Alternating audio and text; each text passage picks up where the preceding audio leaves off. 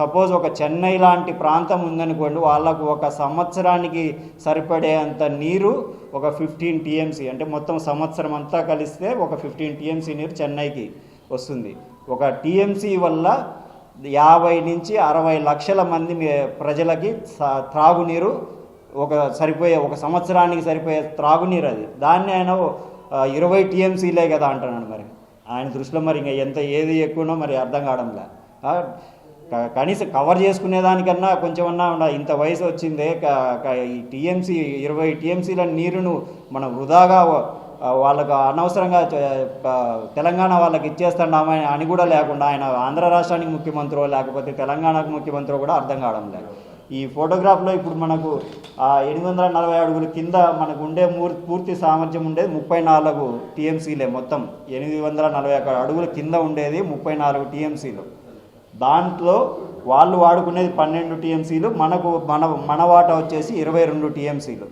So మొత్తం 20 టీఎంసీలు అది కూడా వాళ్ళకే ఇచ్చేయమని చెప్పి ఈయన ఇండైరెక్ట్గా చెప్తున్నాడు. మనకు ఆ 22 మన వాటా 22 టీఎంసీలు కూడా మనకు వద్దు, వాళ్ళకే ఇవ్వండి అన్నట్టు ఇండైరెక్ట్గా చెప్తా ఉన్నాడు తెలంగాణ వాళ్ళకే.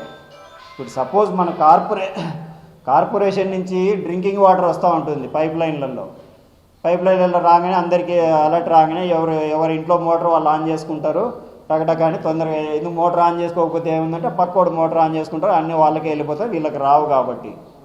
సేమ్ అదే పరిస్థితి ఇక్కడ. ఇప్పుడు నీకు ఒక లిఫ్ట్ ఇరిగేషన్ లేకపోతే ఈ పక్కన వాటర్ అన్నీ ఏమవుతాయి, ఆ తెలంగాణ వాళ్ళు లాగేసుకుంటారు, మనకేముండదు. ఇంకా నీళ్ళు లేకపోతే ఇంకా ఏ విధంగా రాయలసీమ కరువు ప్రాంతం తీరిపోవాలా? కనీసం చెప్పేదానికన్నా వాళ్ళకన్నా ఉండాలి. అరే ఏం మాట్లాడుతున్నాము, మీరు చేయలేకపోతే ఇంకొక విధంగా మేము మాట్లాడి తెలంగాణ సర్కార్తో మాట్లాడి దాన్ని సెటిల్ చేస్తాము అని చెప్పడం పోయి వాళ్ళని కవర్ చేసుకుంటా మనకి 20 టీఎంసీలు అవసరం లేదన్నట్టే చెప్పేసినాడు ఆయన. ఇప్పటికైనా కూడా మీరుండే కేంద్ర ప్రభుత్వంలోనే మీరు అనుకుంటే బీజేపీ వాళ్ళ రేవంత్ రెడ్డికి బీజేపీ వాళ్ళు ఏమి ఎక్కువేం కాదు, మీరు అనుకుంటే చేయొచ్చు. అయినా కూడా ఇంత జరుగుతూ ఉన్నా కూడా కూటమిలో ఉన్నటువంటి ఒక కాంగ్రెస్ ఎమ్మెల్యే ఆంధ్ర కోసం అని చెప్పి ఇట్లా ఆపుతా ఉన్నా కూడా మరి కూటమిలో ఉన్న బీజేపీ వాళ్ళు ఒకరు కూడా నోరెత్తడం లేవు. మరి అరే ఒక కాంగ్రెస్ ఎమ్మెల్యే కాంగ్రెస్ ముఖ్యమంత్రి వచ్చి ఎన్డీఏ అలయన్స్లో ఉన్నటువంటి ముఖ్యమంత్రితో మాట్లాడి ఒక లిఫ్ట్ ఇరిగేషన్ ప్రాజెక్ట్ని ఆపించగలిగినాడంటే ఇంక వీళ్ళు సెంట్రల్ గవర్నమెంట్ ఉండడం ఎందుకు, దాంట్లో కూటమి అలయన్స్ ఎందుకు? ఇంక అందరు కలిసి ఒకటే పెట్టేసుకోండి సరిపోద్ది కదా. కాంగ్రెసు బీజేపీ అందరు కలిపి పుల్లగూర అని చెప్పి ఒకటి పెట్టేసుకుంటే కరెక్ట్గా ఉంటుందేమో. సో ఇప్పటికైనా కూడా తను మారి ఈ లిఫ్ట్ ఇరిగేషన్ని ఎలాగైనా పూర్తి చేసే విధంగా సహకరించాలి. రాయలసీమ రత్నాల సీమగా మారేందుకు తన వంతు కృషి చేయాలి. ఇంకొక విషయం లాస్ట్గా, సో మొన్న జరిగిన మెడికల్ కాలేజెస్ ప్రైవేటైజేషన్లో ఇచ్చినటువంటి నోటిఫికేషన్కి రాష్ట్ర వ్యాప్తంగా అందరూ ఎవరు రెస్పాండ్ కాకుండా ప్రజల పట్ల ఉన్నటువంటి వారికి ప్రజల మేలు ప్రజా శ్రేయస్సు వారికి ఇంపార్టెంట్ కాబట్టి ఎవరు ఆ బిడ్డింగ్లో పార్టిసిపేట్ చేయలేదు.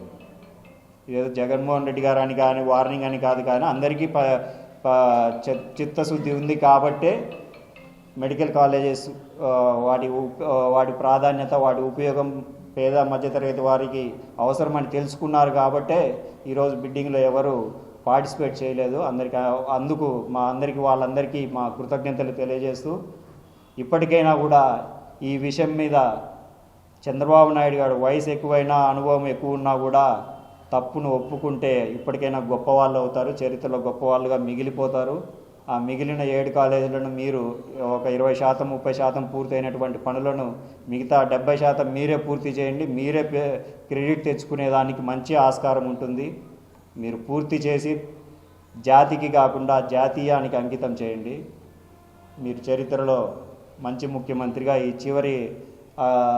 మీ వయసు చివరి అంశంలో మీకు మంచి పేరు ఉంటుందని చెప్పి సభాముఖంగా మీకు వేడుకుంటా ఉన్నాను. చరిత్ర సృష్టించినోడు ఇప్పుడు ఆ చరిత్రని తిరగరాయబోతున్నాడు. అబద్ధాల గోడల్ని బద్దలు కొట్టి నిజాలను రాగా మీ ముందుంచబోతున్నాడు. నిజమైన వార్తల కోసం వెంటనే డౌన్లోడ్ చేసుకోండి రా యాప్ని.